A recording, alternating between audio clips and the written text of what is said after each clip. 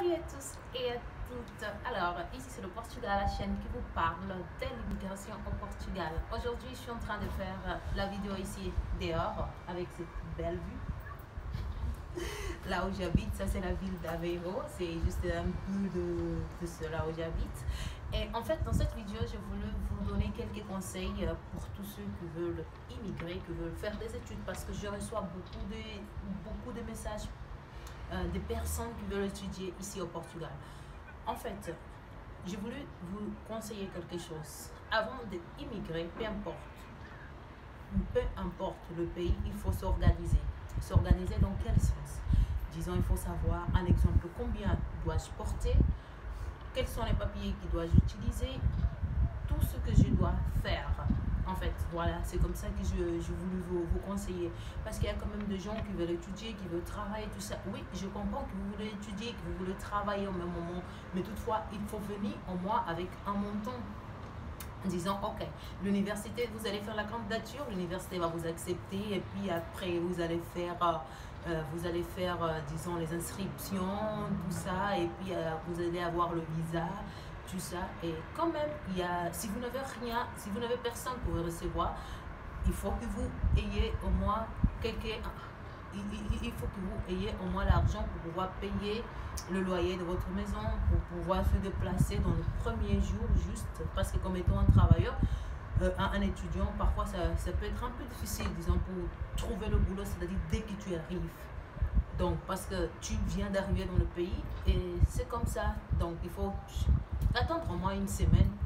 Il y a des ceux qui décrochent dès qu'ils arrivent, mais il faut s'organiser. Voilà, c'est ça que je voulais vous dire. Donc, ici, vous pouvez venir, mais avec 500 € pour un mois, ça sera très bien pour vous. Vu qu'ici, quand tu loues une maison, il faut payer une caution. Donc, si tu trouves un exemple, une chambre à 150 €, bien 200 €, et là, vous allez partager. Et puis, il faut quand même payer. Et du coup, avec ce montant, ça peut être bien,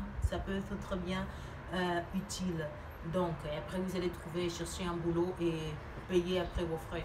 Il y a aussi quelqu'un qui m'a demandé est-ce que l'université quand tu t'inscris dans une université, si l'université va vous chercher dans l'aéroport, si l'université va vous loger.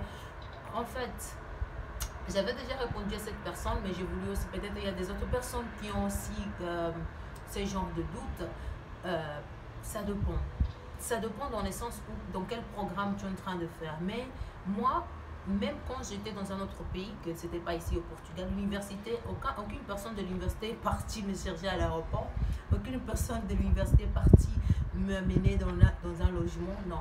Parfois, ça arrive quand tu fais, c'est-à-dire la procédure avec une agence d'accompagnement, voilà, eux ils peuvent chercher pour vous une maison, ils partent vous chercher, et puis bien sûr que vous allez payer leurs frais de service.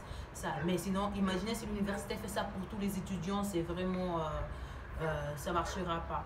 En fait, c'est un peu ça. Donc, il faut juste demander. Si vous voulez, peut-être vous pouvez, une fois que vous êtes accepté, vous pouvez écrire à l'université, vous pouvez leur demander, disons, est-ce qu'il est possible qu'ils puissent vous chercher des logements?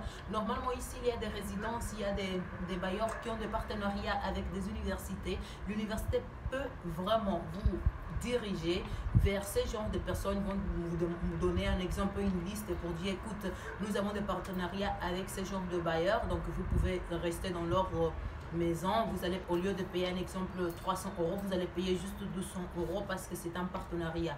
Oui, et puis vous pouvez entrer en contact avec ce bailleur et cette personne peut aller vous chercher dans l'aéroport il pourrait faire tout ça. Donc tout, ça dépend de toi. Mais l'université en soi, non, il faut que tu puisses manifester ce désir, disons en écrivant un mail dans l'université. Oui, et je sais que beaucoup d'entre vous ne parlent pas encore le portugais, non, vous parlez que le français, mais du coup, vous pouvez l'écrire en français, le traduire en anglais ou bien en portugais, et voilà, et coller dans la partie de mail, ça se fait aussi, et dès qu'il vous répond aussi, vous pouvez faire la même chose pour pouvoir comprendre. En fait, c'est un peu ça, c'est un conseil que j'ai voulu vous dire, vous transmettre aujourd'hui, et j'espère que vous avez aimé. Allez, on se voit dans la prochaine vidéo. À très bientôt, bye bye.